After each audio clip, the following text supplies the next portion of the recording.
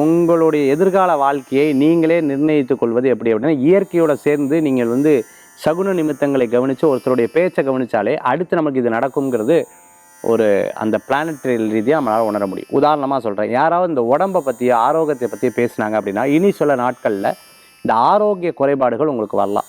யாராவது உங்களுக்கு அட்வைஸ் பண்ணுறாங்க, ஏற்கனவே நிகழ்ச்சி ஆரம்பிக்கும் போது சொன்னேன், இந்த உடம்பை தாங்க பார்த்துக்கணும், யூ மருத்துவர்கிட்டலாம் போய் இந்த உடம்பு ஏதாவது ஆப்ரேஷன் பண்ணோம்னா வாழ்க்கையில் படாத பாடு இப்படி சொன்னாங்கனாலே அடுத்து உங்களுக்கு மருத்துவமனைக்கு ஏதேனும் ஒரு விஷயங்கள் இருக்குதுன்னு அர்த்தம். அதாவது ஒரு டாபிக் வந்து ஒரு 9 மினிட்ஸ் 8 மினிட்ஸ் 5 மினிட்ஸ்க்கு மேலே கண்டினியூ ஆகி திருப்பி விட்டு அதே பேசுகிறீங்கன்னா something has going to be happen in future. நம்மளுக்கு அந்த ஃபியூச்சரில் அது விஷயங்கள் கனெக்ட் ஆகுதுன்னு அர்த்தம்.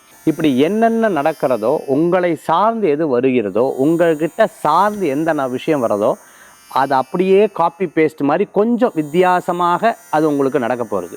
கெட்டதாக இருந்தால் என்ன பண்ணணும்? இதுக்கு தான் கோயில் வழிபாடு. சப்போஸ் அவங்க உடம்பை பற்றியே பேசியிருந்தா ஃபஸ்ட்டு நான் அடுத்த நாள்லேருந்து நீங்கள் வந்து எக்ஸசைஸ் பண்ண ஆரம்பிச்சிடணும், ஆரோக்கியத்தை பண்ண ஆரம்பிச்சு. உங்கள் லக்னம் வீக்காக இருக்குது, அதனால தான் ஒருத்தருடைய 12ஆம் இடத்து விஷயத்தை, ஒருத்தருடைய விரைய விஷயத்தை, ஒருத்தருடைய பிரச்சனையான விஷயத்தை உங்ககிட்ட வந்து அது சொல்கிறாங்க அப்படின்னு அர்த்தம். அதனால தான் அந்த காலத்தில் அஸ்ட்ராலஜர்லாம் பார்த்திங்கன்னா ஜபங்கள் பண்ணிப்பாங்க. சித்த மருத்துவங்கள்லாம் அந்த யோகங்களையும் யோகிக் வழியில் செல்வாங்க. இதுதான் அந்த காலத்தில் அப்படி இருக்குது. அதனால தான் நமக்கு வந்து இந்த பரிகாரங்கள் பண்ணும்போது ஜபங்கள் பண்ணுறது இதெல்லாம் வச்சுருக்கோம். அதனால் யார் எதை சொல்கிறாங்களோ அதை கவனிச்சுன்னு இருங்க. பாசிட்டிவாக இருந்தால் அடுத்து உங்களுக்கு பாசிட்டிவாக நடக்கும்.